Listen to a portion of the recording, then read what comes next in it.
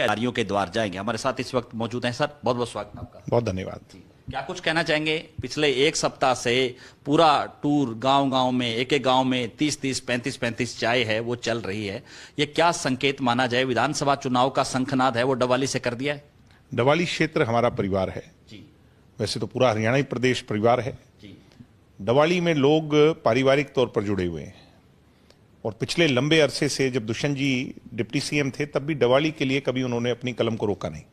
सड़कों की बात आई, इंफ्रास्ट्रक्चर डेवलपमेंट की बात आई, नहरों की बात आई, खाड़ों की बात आई और यहां तक कि चौटाला गांव के अंदर तो बहुत बड़ा इंडोर स्पोर्ट्स कॉम्प्लेक्स जो करोड़ों की लागत से बन रहा है, गांव के अंदर सीवेज बिछाने की बात आई।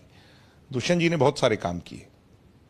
अब हो सकता है कि 4.25 साल के अंदर कोई छोटे मोटे मनमुटाव रह गए हों, कोई गिले शिकवे रह गए हों, कोरोना रहा, किसान आंदोलन रहा और जन जन तक हम उस समय पर नहीं पहुंच पाए और बहुत सारी जिम्मेवारियां थी, पार्टी के विस्तार को लेकर के थी।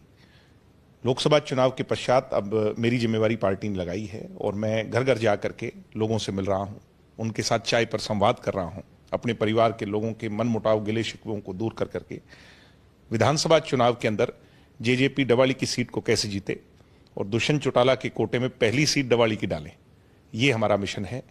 जेजेपी पहले भी अगर इतिहास उठाकर देखें, उस समय शायद इनेलो के नाम से हो, 2009 में जनरल सीट होने के बाद डॉक्टर अजय सिंह चौटाला बड़े अंतर से जीते थे, फिर श्रीमती नैना सिंह चौटाला जीती थी और सर्वजीत मसीता भी जब लड़े तब अच्छा वोट मिला था। लोकसभा में आज जब पार्टी कमजोर स्थिति में हुई उसके बावजूद डवाली में सभी 90 सीटों में ज्यादा वोट आए। तो ये संकेत है कि डवाली जेजेपी का गढ़ है, उसका घर है और मुझे उम्मीद है कि अक्टूबर के होने वाले विधानसभा चुनाव में बड़े बहुमत से, हजारों मतों से ये सीट हम दुष्यंत जी को जीत करके देंगे। जिस तरह से ये पंजाब के साथ लगता जो इलाका है वहां पर काफी तरह की समस्याएं हैं।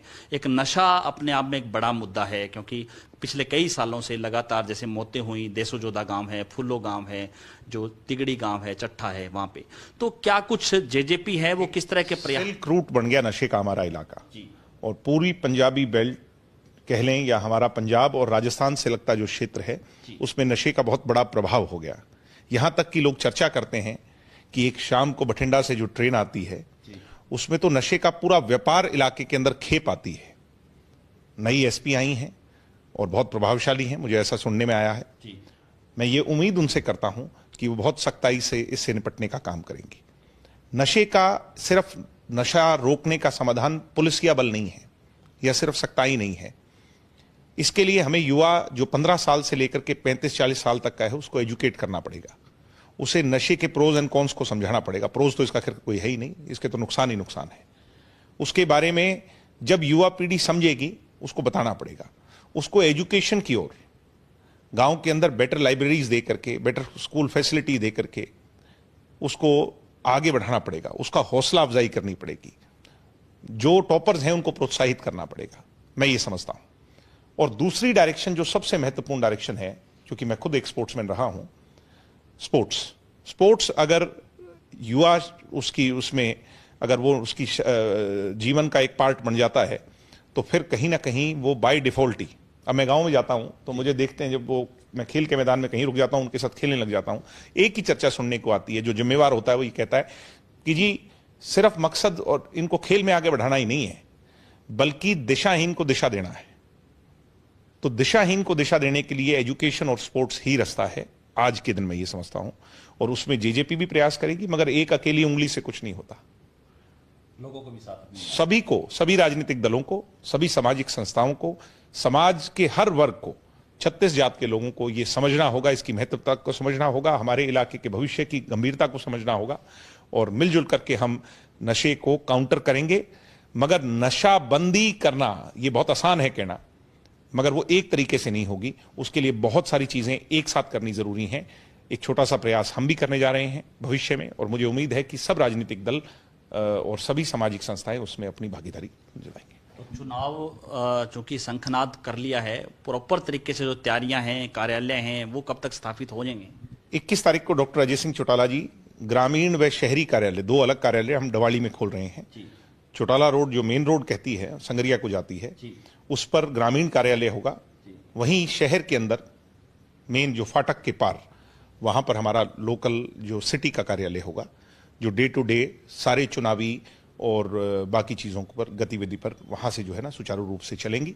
मुझे उम्मीद है कि जन समस्याओं का निपटारा इन कार्यालयों से और चुनाव के अंदर एक अलग किस्म की गति देने का काम ये कार्यालय करेंगे। तो आपने अपना मोबाइल नंबर है वो भी सार्वजनिक कर दिया है कि पूरी टीम है? मैं बार बार गांव में जा रहा था तो बहुत सारे लोग जो कार्यकर्ता हैं उनके माध्यम से मिल लेते थे, मगर बहुत सारे लोग उन कार्यकर्ताओं के आपस की कई बार कोई फूट भी होती है गांव के अंदर, या एक दूसरे के प्रति कोई मनभेद होता है तो वो आगे नहीं आ पाते। और कुछ लोग राजनीतिक तौर पर सीधा जुड़ना ही नहीं चाहते कि राजनेता गांव में आए, नहीं यार हम इससे मिलकर क्या करेंगे। इसलिए समस्या सबके घर में है। मैंने ये समझा कि मैं अपना नंबर अगर सार्वजनिक करूंगा तो जिसका मन मुझे करे वो मुझे संपर्क करे। और कम से कम अब जैसे मुझे आज सुबह ही 10 अलग अलग तरह के मैसेजेस आए हुए हैं। कोई कहता है जी मेरा बिजली का बिल 80,000 रुपये आ गया और जो मेरा मीटर है वो जंप कर गया और मेरी इस पे सहायता नहीं हो रही। मैंने एक्शन साहब से बातचीत की, उनको भेजा और उनका निपटारा हो जाएगा। कहीं पर सड़क बनी है, अब सड़क पीडब्ल्यूडी की बनी है और वो बहुत गंदी क्वालिटी, यानी वो तो बहुत जल्दी गर्त में चली जाएगी। अब मैं आज सुबह ही एक्शन साहब से बात कर रहा था और अधिकारियों से बात कर रहा था कि उस पर कार्रवाई हो, ऐसा ना हो। तो यानी कुछ समस्याएं जो मेरे से कोसों मील दूर थी या हमारे कार्यकर्ताओं के माध्यम से मेरे तक नहीं पहुंच पा रही थी, अब वो मेरे ऑफिस तक डायरेक्टली मेरे व्हाट्सएप नंबर के माध्यम से जनता मुझे पहुंचाने में वो करेगी और मैं भी उनसे सीधा जुड़ पाऊं। मेरा ये मिशन है और मुझे लगता है कि हम इसमें कामयाब होंगे। मोबाइल नंबर जो हमारे दर्शक जो देख रहे हैं, खास करके जो डबवाली विधानसभा के हैं या सिरसा के हैं, वो आपसे शिकायत कैसे करें? उनका नंबर? मेरा नंबर 9811998989 9811998989।